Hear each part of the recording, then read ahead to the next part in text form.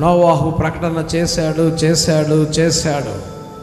100 సంవత్సరాలు పైన ప్రకటన చేశాడు. అరే బాబు, మునిగిపోతారా, నీళ్లు వరదలు వస్తున్నాయిరా, వర్షం పడుతుందరా, నాశనం అయిపోతారా, నా మాట వినరా అని నోవాహు తాత చెప్పాడు. యవన కాలం నుంచి చెప్పి ముసలోడు అయ్యేదాకా చెప్పాడు. కానీ ఒక్కడు ఆయన మాట వినలేదు. చూద్దాంలే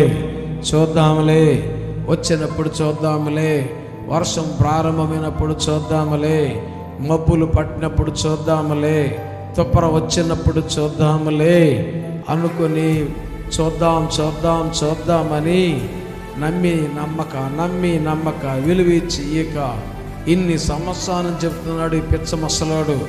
ఈ ముసలోడికి చేదస్తం వచ్చిందని ఎగతాళి చేశారు, హేళన చేశారు. తర్వాత పొందుతాలే, తర్వాత వస్తాలే అనుకునేవాళ్ళు ఆ విధంగా మాట్లాడారు. తీరా తలుపులు వేయబడిన తర్వాత ఆకాశ తలుపులు తెరవబడ్డాయి, వాడ తలుపులు మూయబడ్డాయి, ఆకాశ తలుపులు తెరవబడ్డాయి. భూమి మీద 40 రాత్రులు 40 పగలు ప్రచండ వర్షం వచ్చింది. ఇప్పుడు వస్తున్నారు వాడి దగ్గరికి, అయ్యా తలుపు తీయని. నోవాహు అంటున్నాడు, యెహోవా వేశాడు, ఆయనే తీస్తాడు, నా చేతిలో ఏమీ లేదు.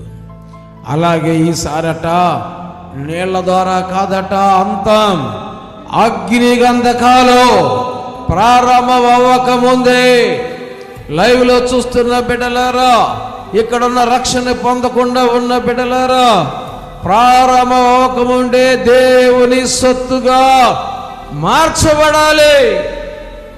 ప్రారంభమైన తర్వాత నోవాహు వాడ తలుపులేసినట్లుగా మన రక్షణ అవకాశాలు తలుపులు వేయబడతాయి.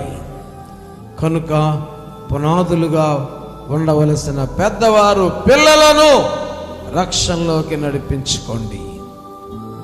ఒక తెలిసిన వారు యవనస్తులారా, దేవుణ్ణి తెలుసుకొని ఆయన దగ్గర కుల మతానికి తావు లేదని ఆయన సొత్తుగా మార్చబడుదురుగాక.